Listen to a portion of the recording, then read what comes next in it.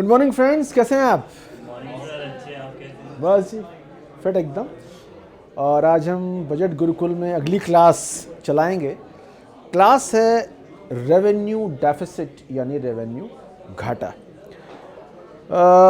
Life में अगर आटा हो और डाटा हो, यानी आटा और डाटा का घाटा ना हो तो लाइफ बहुत मज़े की चलती है ना। सुबह से शाम तक चलाए जाओ, इंटरनेट, यूट्यूब, व्हाट्सएप, वो चलता है डाटा से।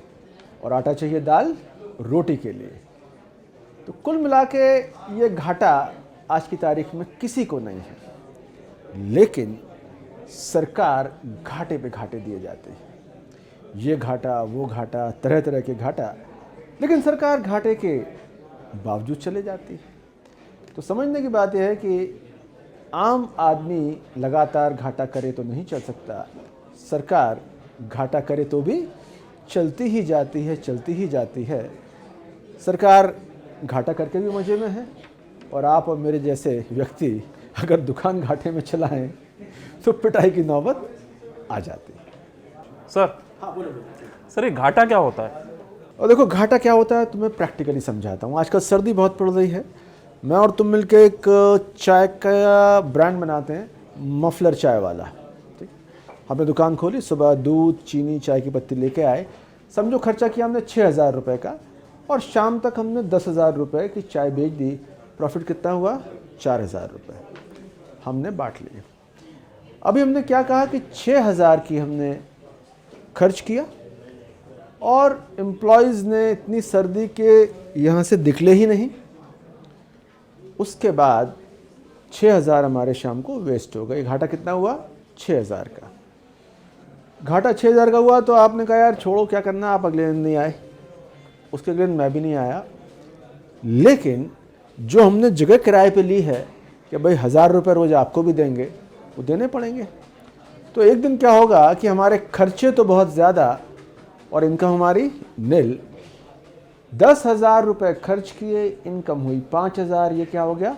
5,000 का घाटा। 10,000 खर्च किए, इनकम निल, कितना हो गया? 10,000 रुपये का घाटा।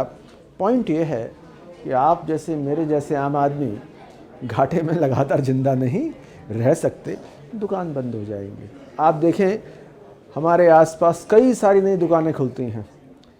किसी ने नए कपड़े की दुकान खोली, नई इसकी दुकान खोली, लेकिन 90% दुकानें 3 साल के अंदर बंद हो जाती हैं। स्टार्टअप के आइडिया 97% नहीं चल पाते, घाटा हो जाता है। तो आम आदमी घाटे पे चलना अफोर्ड नहीं कर सकता। मैं आपको और एग्जांपल दूं। 2 सरकारी टेलीफोन कंपनियां हैं। हालांकि मेरा पूरा भरोसा है आप में से किसी के पास कोई सरकारी फ़ोन नहीं होगा, लेकिन आप अगर अपने पिताजी से बात करेंगे, वो बताएंगे आपको कि सरकारी फ़ोन लेने के लिए कितना लंबा प्रोसेस होता था। 2 सरकारी कंपनियों का घाटा है 73,000 करोड़ रुपया, 73,000 करोड़। वो कंपनियां फिर भी चल रही हैं, चले जा रही हैं, लेकिन प्राइवेट आदमी की चाय की दुकान भी लगातार घाटे में नहीं चल सकती। तो समझने की बात यह है कि सरकार घाटा बर्दाश्त कर सकती है, प्राइवेट आदमी घाटा बर्दाश्त नहीं कर सकता। अच्छा सर, सरकार की भी तो लिमिट होती होगी। ऐसा थोड़ी ना है कि दनादन सरकार घाटा खाती जाएगी। सरकार लगातार घाटा खा भी सकती है और लगातार उधार भी पा सकती है।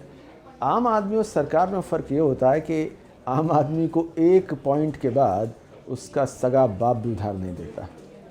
सरकार को ये फ़ायदा है कि दूर के आम आदमी की जेब से भी वो उधार ला सकती है, टैक्स ला सकती है। यानी कि घाटा खाने का संवैधानिक अधिकार और लगातार घाटा खाते जाने का संवैधानिक अधिकार आम आदमी का नहीं है, सिर्फ सरकार का। और सब घाटे भी सरकार के तरह तरह के घाटों की वैरायटी है साहब। एक घाटा होता है रेवेन्यू डेफिसिट और एक घाटा होता है फिस्कल डेफिसिट। रेवेन्यू डेफिसिट यानी राजस्व घाटा, फिस्कल डेफिसिट यानी राजकोषीय घाटा। अरे वाह सर, मतलब घाटे की भी पूरी वैरायटी है, पूरा मेन्यू है घाटे का। कितना घाटा लेंगे, कौन सा घाटा लेंगे? हाँ साहब, बिल्कुल वैरायटी है घाटे की। अब देखिए, एक होता है छोटा जेब कट, फिर थोड़ा सा बड़ा राहजन, और एक बहुत बड़ा डाकू। काम तीनों का एक ही है, आपकी जेब को हल्का करना। तो साहब घाटों की वैरायटी है। एक घाटा होता है रेवेन्यू घाटा, रेवेन्यू डेफिसिट। रेवेन्यू समझो राजस्व, सरकार ने टैक्स कमाया, टैक्स हासिल किया। अगर 10,000 करोड़ का टैक्स है और खर्चा राजस्व यानी सैलरी एम्प्लॉयज़ की 8,000 करोड़ है, तो माने कि 2,000 करोड़ बचा लिए। मगर बचा ले तो वो सरकार कैसी? मामला उल्टा है, खर्चे ज़्यादा, राजस्व कम। तो जब ये सीन पैदा होता है तो उसे क्या बोलेंगे हम? घाटा। भाई कमा तो आप कम रहे हो, खर्चे आपके कम नहीं हो रहे हैं, तो कुल मिलाकर आखिर में होगा घाटा। अब जैसे हमने बात की फ़ोन कंपनियों की, कमाई तो कुछ हो नहीं रही पर सैलरी तो जा रही है। अभी सैलरी जा रही है, कमाई हो नहीं रही, तो कहाँ से आएगा? उसे हम बोलते हैं घाटे से पूरा होगा। 2022-23 में रेवेन्यू घाटा 9,90,241 करोड़, करीब 10 लाख करोड़ रुपए के आसपास के रेवेन्यू घाटे का अनुमान है।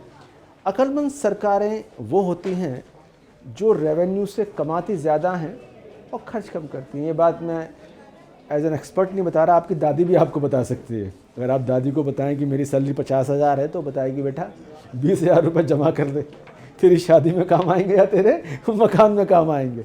50,000 की इनकम को आपने कहा कि साहब मेरे खर्चे 70,000 के हैं, तो दादी और पापा दोनों आपको डांटेंगे।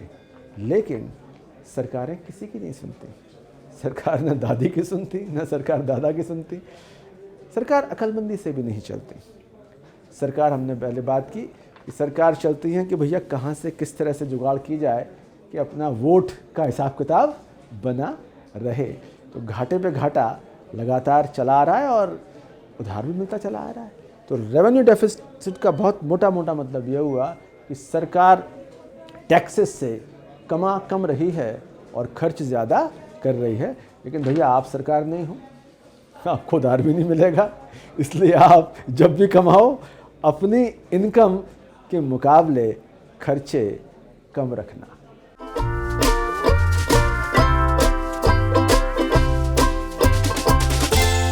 बजट का गुरुकुल।